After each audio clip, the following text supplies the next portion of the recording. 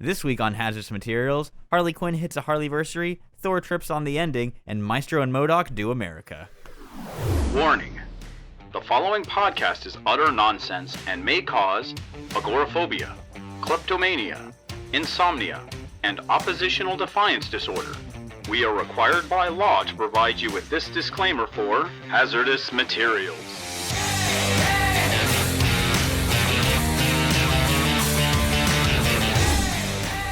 And welcome back to Hazardous Materials, last week's comics this week, wherein we talk about last week's comics this week.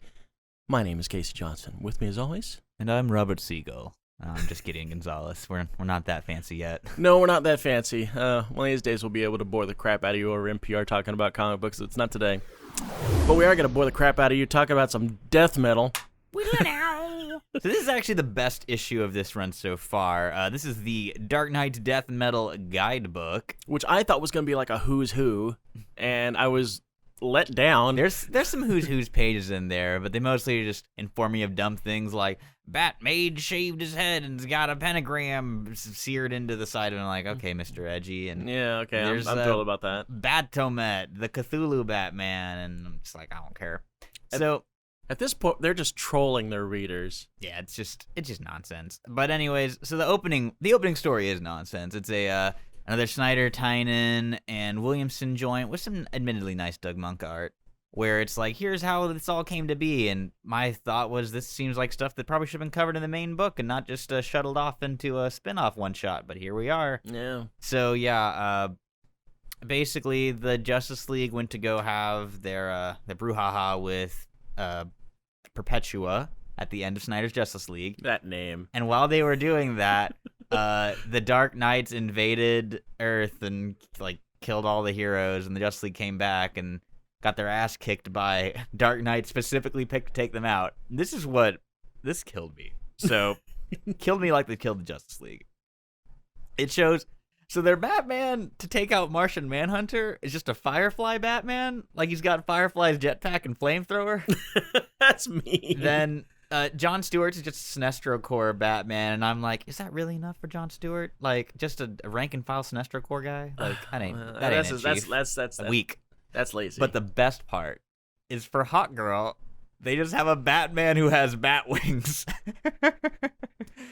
Yes, the perfect counter to someone with wings, someone else with wings. And I'm still, I got to that page and I just cackled. It was so silly. That's basically, they've been demeaned down to basically just dude with wing. And if I saw my villain was that, and I was like, seriously? That's how you see me? Get in touch with my agent. But anyways, so the framing device is a hooded figure writing what's happening in a book, and I was like, oh, did they drag Destiny in this? The Endless don't deserve this. Bad enough they drag Daniel into the first metal, but it's not Destiny. The hooded figure is Lex Luthor, who is being like, yo, Lobo, go with the Legion of Doom and go collect some MacGuffins in the pages of Justice League. It almost could be like remember the Time Trapper? That Legion hero? He turned out to be Superboy Prime in Legion of Three Worlds. But so opening story kind of a dud because it's pretty much just another chapter of Metal. Yep. But then we get some really good ones. So there's a great Chip Zdarsky and Kari Randolph Harley Quinn story where it explains where she gets that big old hyena. She's in the that's right. She's in the wastelands. And she finds the mutant gang from Dark Knight Returns, and also Captain Boomerang, who's a big hulked out mutant with boomerang spines. What was the word that she used for him? Check out those suicide quads. Yes. Cackled. Like, I love Chip Zdarsky's work. Guy is hysterical. It was very fun to see him work on this story. And then Harley gets a big old dog out of it, so... Yeah, she gets a gigantic hyena. And after that, there is a gorgeous, and I can't emphasize this enough, much like how Francesco Francavilla doing that Bat Castle story was the highlight. Becky Cloonan and Tamara Bonvillain doing a Aquaman versus Baphomet story just blew me away. I didn't get a chance to actually look at that story. It is absolutely beautiful. Becky Cloonan is one of my favorite comic artists that man, I was trying to remember when she got started. I think like in the late 2000s. But I remember first seeing her on Batman number 11 from Snyder's run. Mm-hmm. And she was the first woman to draw the main Batman title. And then she also worked on like Gotham Academy. She had a hand in... Oh, I've seen Gotham Academy. Yeah, she worked on Gerard Way's Killjoys. She did the art on Killjoys. Okay. That was one of her big early books. And, but yeah, she does an amazing Aquaman. Tamara Bonvillain, arguably the best colorist in comics, just really making her art pop. Interesting. Really cool little The story. standout artist for me was the Suicides. No, No, that's Harley. yeah, We're getting ahead of ourselves. Yeah, after that one, there is a really cool Vita Ayala and Dan Panosian Poison Ivy story, which I really dug because it's got similar framing to like old war and horror comics, where you've got like the and the like the staircase. You got the staircases looping around. You got the spooky lighting. You've got the women running. It's really, really gorgeous. It's old EC stuff. Exactly. You got the big text pieces in between the art. God, what a hidden gem EC Comics was.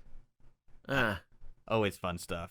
And then after that, there is a Christopher Priest and Eduardo Risso team up story of Batman with his Black Lantern ring and Undead Jonah Hex, where they kill a Joker dragon together. And there's they do a little bit more of Batman, his relationship with the Black Ring, that like he has to use it very sparingly or else he's going to turn into a Black Lantern. It still doesn't make a ton of sense, and I don't really think anyone involved read Blackest Night, but like I'm not going to shame Chris Priest for not reading Blackest Night. Like Chris Priest can read whatever he damn wants. I could not agree with that because damn. I would say, I'm sorry. Did you write Marvel Knights Black Panther? No, but when people play loose and free with the beloved Lantern continuity, I do take umbrage. Here's the difference. Priest's story is a one-off and a little one-shot. So, and it wasn't about the Black Ring. It was just it's not the first time I've actually encountered something like that. I'm like, I don't know what to do with that. A Harley's Little Black Book #3, which had Green Lantern in it. And she had a red and black ring that had a hammer on it. You got successfully trolled by Harley Quinn. I did. I was split between, hey, you can't do that, and damn, that's a cool looking ring. I wish I had one. You know what the best part of that issue is? What's that? Dunking on Jeff Johns, where she makes Jeff Johns spend like $1 billion getting outbid on a Green Lantern ring on eBay. Oh my God, that was him? Yeah, that's hilarious. He's got a little giveaway baseball cap. I didn't even know that Jeff Johns was known for his ball cap. I just knew that she outbid somebody. And it was Jeffrey. Oh God. But yeah, the Dark Knight's Death Metal Guidebook, while certainly seeped in the problems of Dark Knight's Death Metal, is easily the strongest entry in the. And I guess do we call it a franchise at this point? At this point, yeah. In the event so far, it gets a lot of really great creators an opportunity to shine beyond just writing different shitty versions of Batman. I bet you even half of them probably know how crappy it really is, but they're just. But hey, I'm here for they're stretching out their wings. Here for that sweet, sweet death metal money. Yup, which is it is. Yeah, it sells like hotcakes. I guess you can't argue with money. You cannot. Next up, we got Harley's anniversary issue and her last issue. For now. Wrapping out Sam Humphrey's run on the title with Harley Quinn #75. It's a little anthology story of the roast of Harley Quinn with Sammy Basri, you might remember from the later end of Power Girl, doing the main story art with it's a whole laundry list of creators. There's that I love. A crap load of people involved in this. You got Nicola Scott doing a really fun Super Friends homage. You got Emanuele Lupacino doing a fun little Ivy team up with the rest of the cast from the Connor era. You've got my man Ramon Villalobos doing a badass Suicide Squad story. That was my favorite. And I didn't even know he was in this, and I try to always buy all of his work because he's one of my favorite creators. I did not even know now. he existed, but he's got that authority vibe. He's got that Second Coming of Quietly vibe, and he like fully like owns up to like, yeah, Quietly's like my idol. Like he's done so many like Batman and Robin pieces. He did during Secret Wars he drew E for Extinction, the like Grant Morrison throwback mini. I did not read that. It ruled, real good.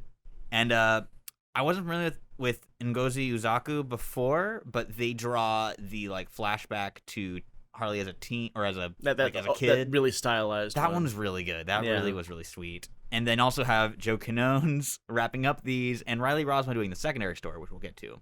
Mm-hmm. But yeah, the roast of Harley is basically Harley being roasted by her friends stuffed- and loved ones. Her stuffed beaver. The stuffed beaver, which I'm going to say it.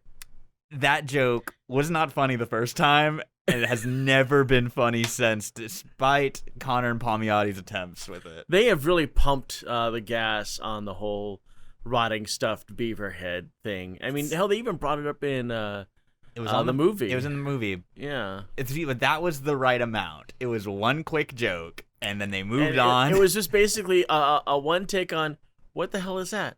That's my stuffed beaver. Done.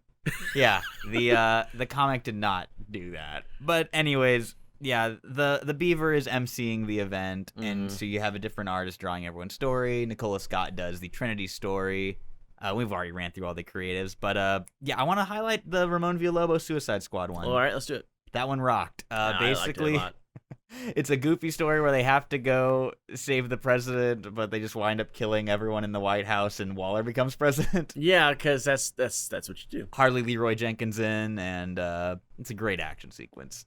10 out of 10. Yeah, the whole story really stood out. I mean, not the story, the art. I really couldn't give two craps about what the story was going on. I just knew that Amanda Waller was putting her foot down, and everyone looked good.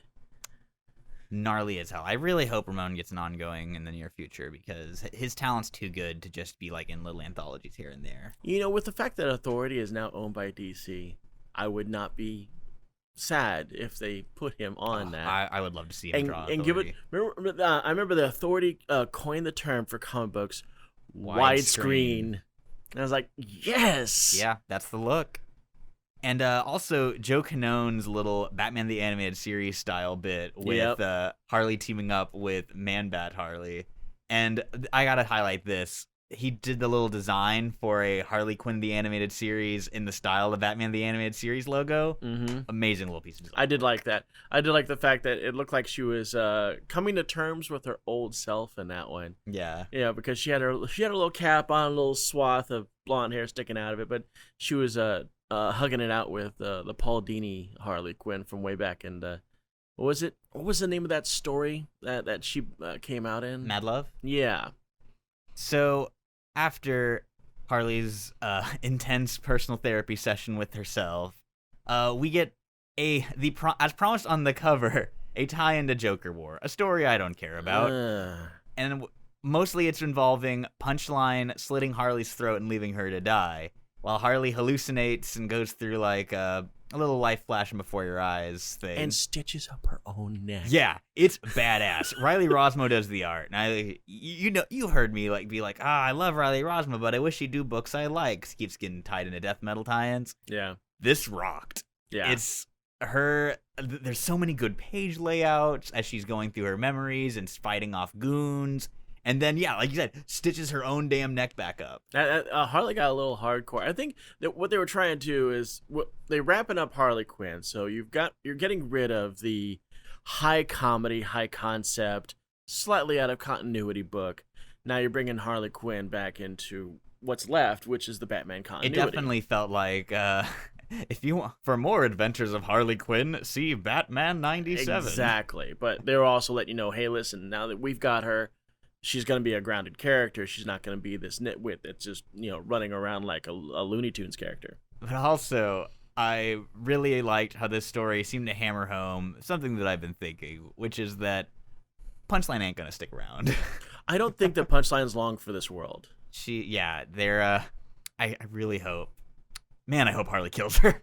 Yeah, you know what? I don't want to be too down on a new character, but I'm so sick. The speculator market I know that you're so sick of it new because characters. you're on the other end of this. You got sick of it because you saw fandom just losing their mind over the smallest of appearances. Yeah, it's the first panel cameo, it's the first talking cameo, and I was like, shut up, buy a comic that you actually want to read, not one that can buy you like a sandwich at Wendy's. Sometimes comic collecting can involve a level of minutia that is just aggravating. Especially when you're dealing with it on your end and you're having to deal and serve them. Yeah. And their needs. Their dumb needs. And it's like, I mean, like, it's a multi-level problem because comics distribution in itself is archaic and stupid. Mm-hmm. Like, there's no reason it should be the way it is. Like, ordering 3 months in advance and then like with little to no info on what's gonna be in the damn book. Yeah. Yeah, like no wonder We've talked about that, Well, and yeah. that is kind of a dead process. And man, don't even get me started on the labyrinthian method of pre-ordering comics, because oh boy. Oh, and how about when they canceled in the last second when they did with Walking Dead because they had solicited 2 months in advance? Yeah, fake solicits. Yeah, for nothing. Yeah, that's great. It drove me bananas.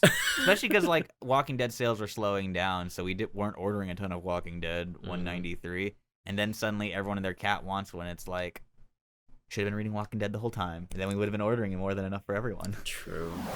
So, switching over to the Marvel side, we have the conclusion of Donny Cates and Nick Klein's first Thor arc, Herald of None. Yep. Where we're finally getting face to face with the Black Winter, who still looks like Reverse Thor. Looks like, yeah. And that's what I figured.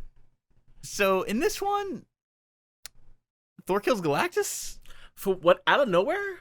Yeah, Galactus is like, yo, get out of here, Thor. Like, it's between me and the Black Winter, and Black Winter's like, and Thor's like, nay. And he 1,000 times nay. And then starts listing off a variety of planets that Galactus has apparently killed and has decided this is the time he's going to check out the Devourer of Worlds. Yeah, he has a specific reason for it.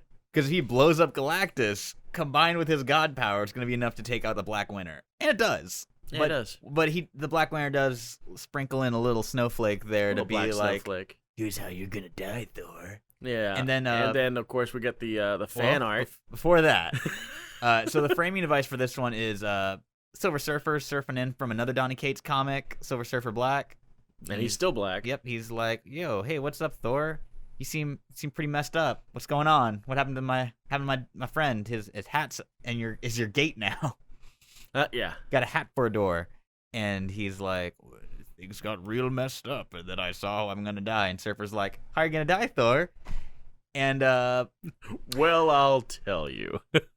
So Donny Cates made a big splash of Marvel with his Thanos series, which I did not care for, was wildly popular.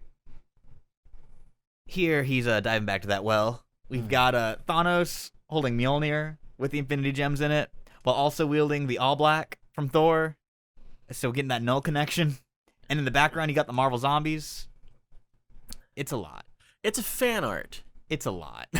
It's pure fan art. It's a hat on a hat on a hat on a hat made of hats. Yeah, I mean, just seeing Mjolnir covered in freaking Infinity Stones, like, seriously. So when my girlfriend read the issue, I heard her do like a yip, like laugh, and she was like, "Oh, there was something that was supposed to. I guess that was supposed to be serious, but it was just kind of silly." And then I read it and I guffawed because she hasn't read any other Kate stuff. But me, being familiar with his other work, I was like, oh, this is just more of his same nonsense. Some silly stuff. Hey, it really does feel like it's, and I don't want to bash him too much because I mean, obviously he's got some chops, but it just feels like he's a 15-year-old kid and just bringing all of his favorite fanfic to the Marvel Universe. He's got a tendency to get a little edgy when Thanos gets in. Because I really enjoyed this first Thor arc. This was really, really cool and pushing Thor to new places. It's the whole idea, but then he puts that rancid cherry on the top. That 2-page spread just completely took me out of the book. Like, man, it's just so many of the crutches he uses and falls back on. It took me out of it. I was disappointed. Yeah, but I gotta say though, positive. Nick Klein. Still killing it on art. That scene where Galactus blows up, it's gorgeous. That was really nice. Put that on the side of a van. I would. I know that Brooke would. You getting that big Galactus figure? That's going to be so nice. We're going to put that sucker right there. Next up, we've got the 3rd issue of Spider-Woman. They're actually starting to come out, and I'm really excited. Yeah, Carla Pacheco's still writing with Perry Perez on art duties. I'm still not a fan of the costume, but I mean, I can only say that so many times before. You know, the nail is flush with the wood. Mm-hmm. I get it. I do notice that as Spider-Woman's kind of making her way around different other issues of other titles, sometimes she's wearing this on covers, sometimes she's wearing the red and yellow, and I'm okay with that. This issue is actually fairly important. And it's an exposition issue. You're doing a lot of talking.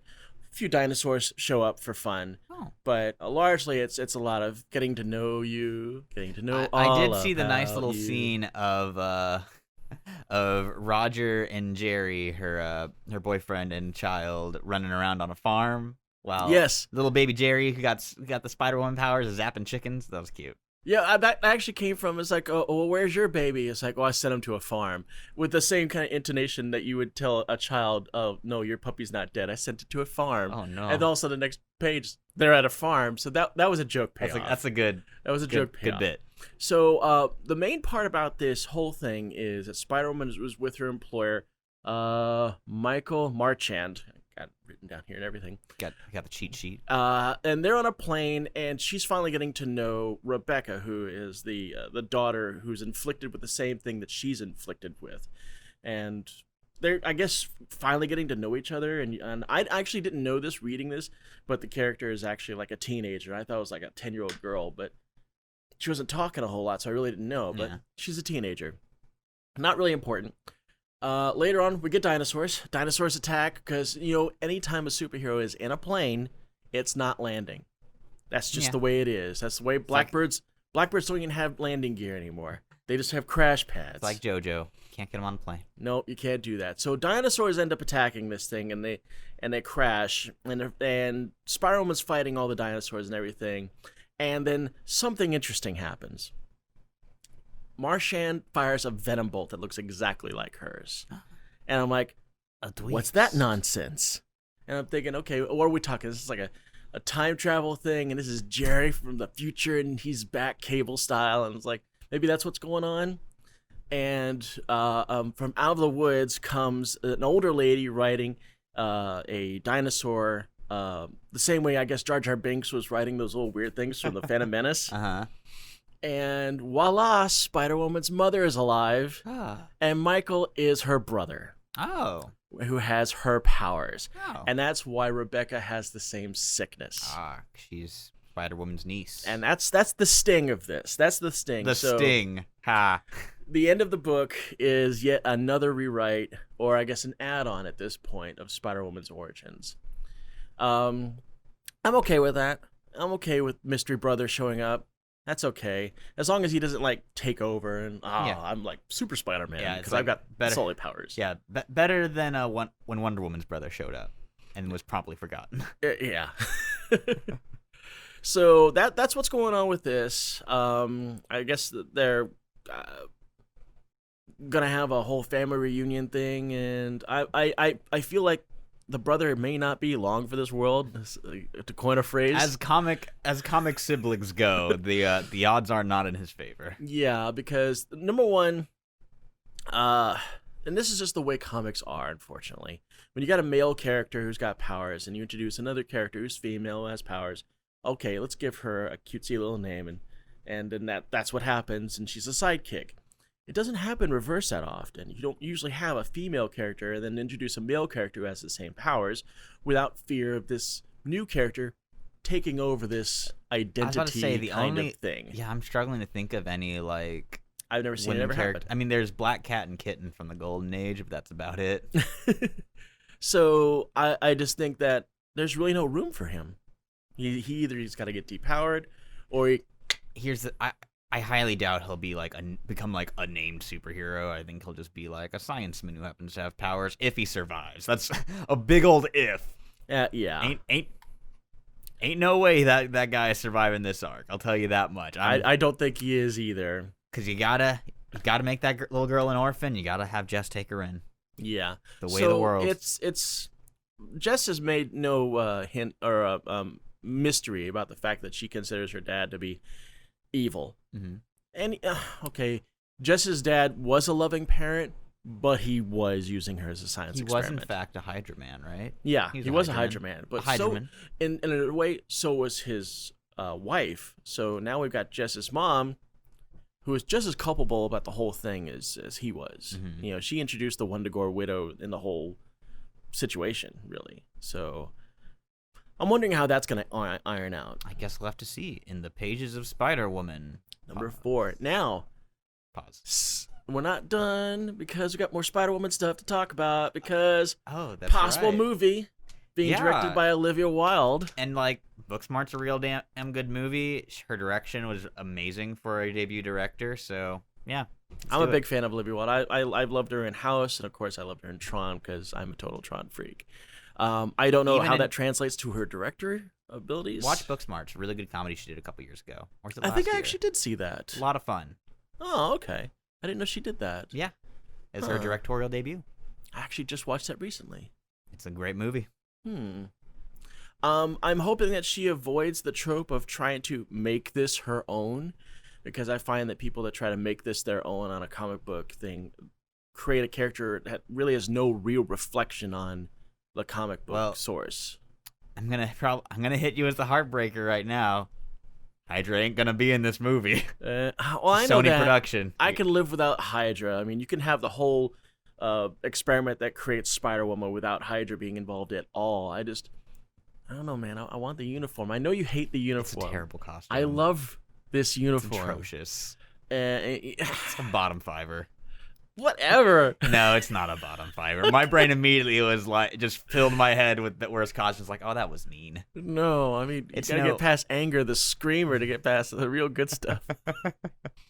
So that's what's going on there. I'm really excited about that, and I'm kind of hoping that if they do it with the same kind of vibe that Spider-Woman did in her first few issues, which is kind of a horror thing. Because Spider-Woman was largely a horror comic for the first 2 years. Bring on Werewolf by Night.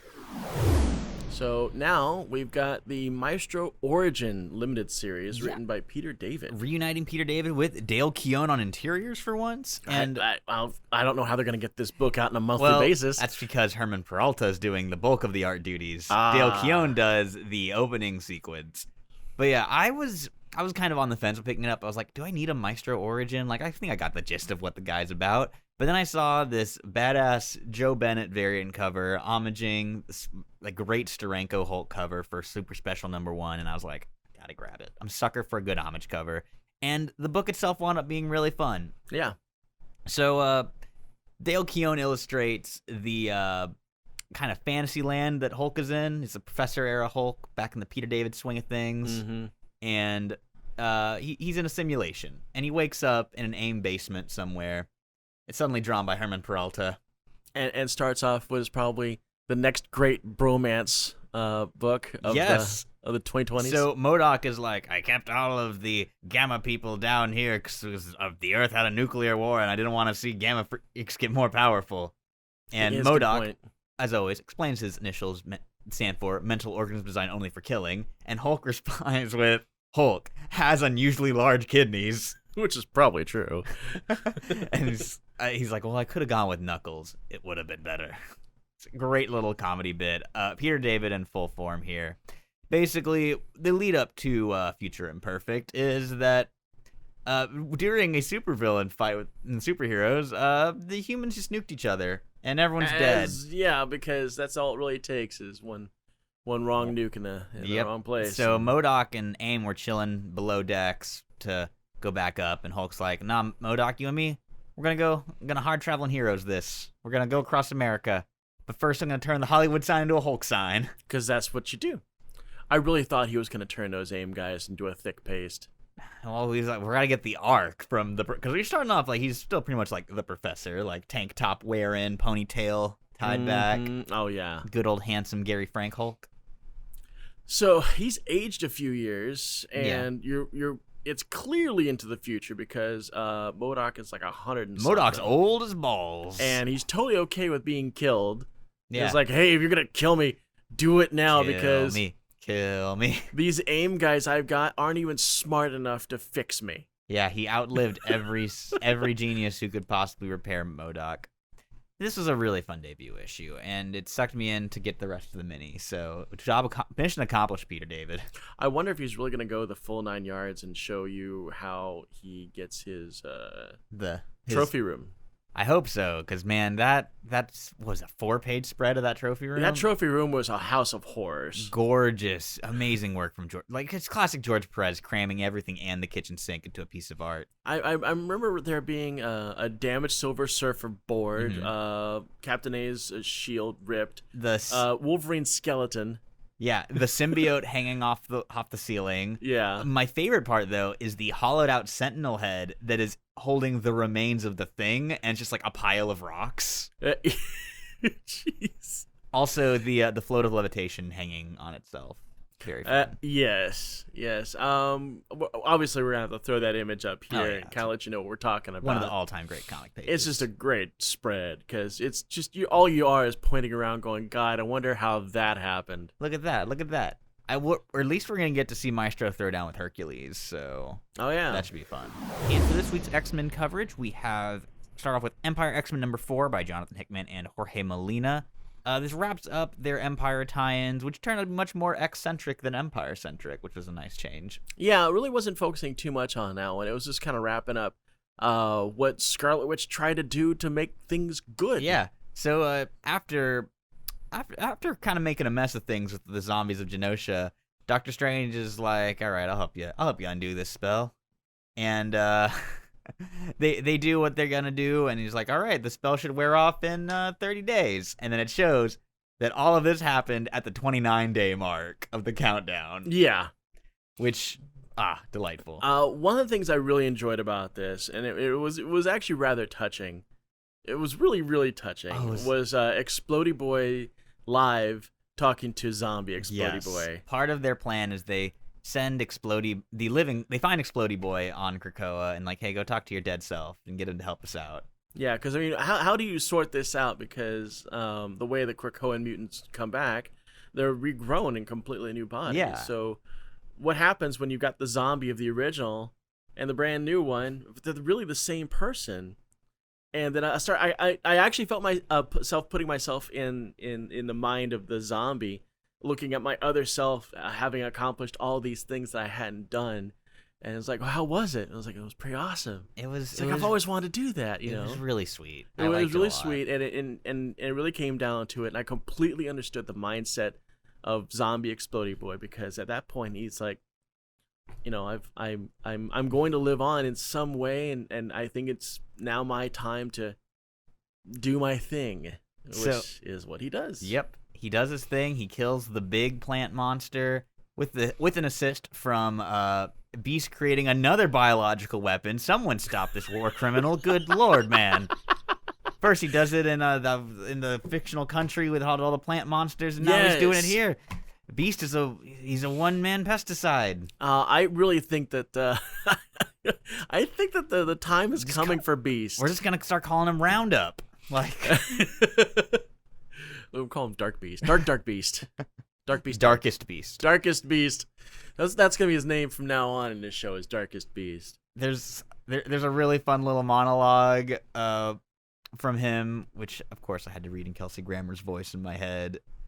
Yeah, see, while you're talking about Kelsey Grammer Beast, in my head, I'm thinking about George Perez Beast. Man, we need Wonder Man to show up and just even this boy out. Exactly. Give a nice night in a town, and we'll get our old Beast back. I need the boys back. I know. I get the boys back in town. What is Wonder Man? Oh, apparently Wonder Man is in the Avengers tie-in to Empyre. He's around. Now I want to pick those up and see if he's his fun self. But the other big thing that happens during this is Magic got in contact with the big demon staff that or the twig of the world tree or whatever it was that Scarlet Witch had used, and it makes her go full demon. Super full demon. And she's about to wreck shop on the X-Men, but then dink, the timer for the counter spell she goes normal. And she just goes back to normal. It is like awkward moment. But it was worth it. Yeah. I really enjoyed that. This was a really fun little mini. Yeah. It was surprisingly tertiary to Empyre. I mean, just Empyre in name barely. This felt more like Jonathan Hickman had a plot for rounding out some of the Scarlet Witch stuff, and then was like, "Hey, I can tie that into Empyre." I can sell a Totally few more, do that. sell a few more books. If I tie it in Empire, we'll do it. And you know what? I mean, this goes back to what we were talking about previously, because we are of one mind that Hickman has knocked it out of the damn park with the X-Men. He's brought it back. Now, what do you do when you're knee-deep in making probably the best Marvel comic ever right now, and then you're forced to do a crossover? You do it. You know what? I'm taking a storyline I was going to do anyway, put some little paprika all over it, and print it up. We'll do Plants vs. Zombies, baby. Works every time. And now we found ourselves with Cable number 3. Now, Cable number 3 is still dealing with our good friends, the Galadorian Space Knights. And I think I have to go straight into the middle of this book, because he does make short work of these Space Knights, even going so far as to behead one. I loved the bit where he's got him in a headlock and it's like, how do you control the sword? Let me show you. Decapitate. Exactly. And then once they get a parlay between one of them, one of the Space Knights is wearing the other Space Knight's head, like Dr. Theophilus from Buck Rogers. It was so good. That was so great. So Cable realizes the solution to his predicament is, I need to go get a time machine. I know where there's a time machine. And bring back Galador. Yes. Which, damn, I got so freaking excited. If you don't know what we're talking about, Galador is the home planet for Rom Space Knight, which Marvel had back in the 80s, and they turned it into a big Marvel deal. They involved it in all the Marvel comics, including X-Men. And then they lost the license to it. Parker Brothers now has it, and Parker Brothers went to IDW, and they did something with them, and I guess tried to create the Hasbro universe. Yeah, the Hasbro verse, because I think Galador was in, because like they had a Rom Space Knight book in the Hasbro verse. Galador gets eaten by a what? Oh my god, I can't believe I'm blanking on the big planet transform, Unicron. I know, Wow. that was embarrassing for me. Jesus, I almost called him Ultron. Oh my god. Yeah, Unicron eats Galador, So Rom was in Marvel Universe really, really deep. And then when the toy, which was complete garbage, I actually had one. It was so awful. The toy had long gone, and the comic finally folded in issue number 75 with him getting his humanity. And then he showed up for a couple other things, including Rick Jones's wedding to Marla. And that was like his last real appearance, and then they just kind of killed him off camera. Yeah, he went back to he died on his way back to his home planet. Yeah, but Marvel still has the stuff that they've created for it, which are all the supporting Space Knights, the Word Space Knight, the Dire Wraiths, and Galador. And they even replaced Rom with a female Space Knight that has a lot of his features, but she has a nullifier lance, and her name is Icon. Good for her. She's really cool. I used her in a HeroClix really recently, and I wrecked shop with her. But if they bring back Galador, I'll be super excited, because that means I win my Space Knights back. But the bigger thing with this issue, the biggest thing for me has already happened. Yeah, is that this is a reunion of Jerry Duggan with Deadpool, and so again, the plot of the story: Kid Cable's got to go get a time machine. He's like, I know where one of those is. It's on my old dead body. So he goes to fetch Cable's corpse and finds that it has already been robbed. And he's like, I know who's got this, because he sees a bunch of burrito wrappers hanging around it. So he goes to Staten Island to meet with Deadpool, King of the Monsters, and and Deadpool has turned him into a pool table and encased Cable in lucite. There's a great opening line where Cable like shows up to Deadpool, demands his body, and Deadpool turns over to his goon and is like, Is it Kid Cable Day? No, boss, it is not Kid Cable Day. Not Kid Cable Day. Not Kid Cable Day. I love Jerry Dugan's Deadpool. He did that long run with Brian Posehn a few years back that was really, really good. And he shows here that he hasn't lost his touch. The text pieces in this issue is a letter from old Cable to Deadpool being like, my dearest friend, in the event that I am killed, I need you to make sure you retrieve my body and protect the time machine in my arm at all costs. And Deadpool responds with this beautifully written lovely letter, cursive letter. Exactly, back to him. I've said this before in the show. Cable and Deadpool is one of my OTPs. I have long shipped them. And the Cable and Deadpool comic was magical. Oh, and that's what caused it for me. I was like, oh no, these guys are clearly in love. Like this is an incredibly codependent couple. And so I really like seeing that relationship at the forefront of this issue. And I really love that Deadpool despises Kid Cable because he killed Cable. Well, yeah, right, and rightfully he should Exactly. despise him. You killed my friend. Deadpool's kind of the voice of the fandom in this case because, I mean, I was super pissed at Kid Cable's introduction being killing old Cable, but this book has really won me over on him as a character. And so, yeah, it was nice to see those frustrations voiced by the person who cares most about Cable in the Marvel Universe. So Kid Cable does get his time arm with between several Deadpool quips. There's a bit where it's like, another idol of mine got grave robbed. Benny Hill. Brits are animals. What is going on over there? But yeah, lovingly drawn by Phil Noto again. Cable continues to just be a winner in my book. Yeah. Really, I was not expecting much from this series, but I picked it up on the creative team alone, and it's rapidly become one of my favorite Dawn of X books. I'm glad that they've decided to go this route with Cable and not the route that they went with Fallen Angels. Yeah. It really feels like I forgot he was in that book. I know. Well, Fallen Angels was over before it even began. Yeah, but say we all forgot everyone was in that book. Yeah. But I think that's going to pretty well wrap it up for our comics coverage this week.